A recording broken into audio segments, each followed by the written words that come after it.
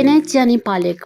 पालक जब भी हम घर लाते हैं तो उसको कटिंग करना बहुत मुश्किल होता है। आपने क्या करना है, इस तरह एक गड्डी बनी हुई, पीछे से जो उसके एक्स्ट्रा ठन ठन होते हैं, जो मोटे होते हैं, जो पकने में भी सख्त होते हैं, उनको आपने वहाँ ही रख के काट लेने हैं ताकि आपको इधर उधर बिखरे हुए ना मिले। इस तरह आप पालक को बहुत आसानी से जल्दी से साफ़ कर सकते हैं। जो पालक होती है ना, उसमें बहुत हाई फाइबर होता है, तो कम से कम वीक में इसको एक बार ज़रूर पकाया करें। और इसको पकाने के लिए आपको बहुत अच्छी तरह वॉश करना है, क्योंकि इसमें पत्थर वगैरह ज़्यादा होते हैं, रेत होती है। तो जब भी इसको पकाने लगें तो 4-5 पानी में से ज़्यादा पानी में साफ़ कर लिया करें, ताकि इसमें पत्थर वगैरह, और कहते हैं ना कि पथरी बनने का भी ख़तरा होता है, तो यही वजह होती है कि आप अच्छे से वॉश नहीं करते, तो जिसकी वजह से आपको ये सारे इशू आते हैं। तो इस तरह मैंने ये पहले काट के, तो अब एक एक करके मैं साफ़ कर रही हूँ, फिर इसको मैं वॉश करूँगी।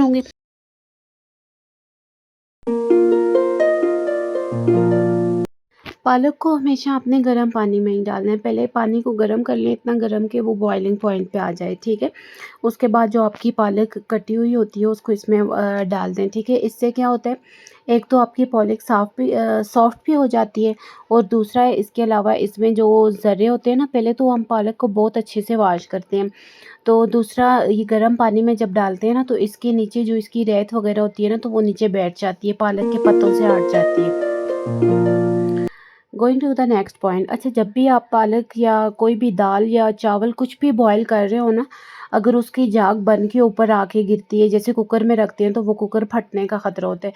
तो आप इसमें ना कुछ थोड़ा सा ऑयल स्प्रे कर दिया करें, जिसकी वजह से ना पालक ऊपर को आएगी, ना झाग बन के बाहर को निकलेगी। चाहे आप इस पे ढक्कन रख के भी चले जाएं, तो ये बाहर को नहीं गिरेगी, ठीक है। यही काम सारा आप दालों के साथ भी कर सकते हैं। जो जो भी चीज़ होती है जिसमें से पानी गिरने का ख़तरा होता है, उस पे ये आप ऑयल का स्प्रे कर सकते हैं, ठीक है। पालक के बहुत सारे बेनिफिट्स हैं, अगर आपको पता चल जाए ना, तो आप कहें कि डेली ही हम पालक ही खाएं। तो साथ साथ मैंने छोटे छोटे टिप्स आपको नीचे शेयर भी किए हुए हैं। Going to the next point.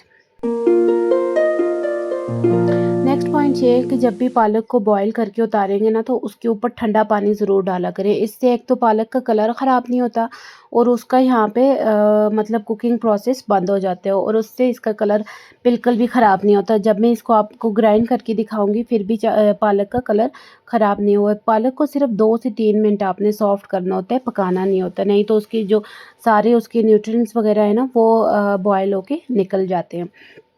Going to the next point. ये देखिए, पालक मैंने बॉईल कर दी है, इसका बिल्कुल भी कलर ख़राब नहीं हुआ, वही सॉफ्ट इसका ग्रीन कलर है।